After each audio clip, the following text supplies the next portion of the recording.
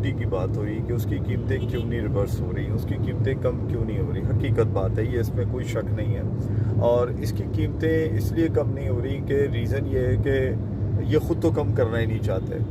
क्योंकि हमारे यहाँ सिलसिला ये है कि महंगा करना हो तो बग़ैर पूछे बग़ैर बताए आप कर देते हो।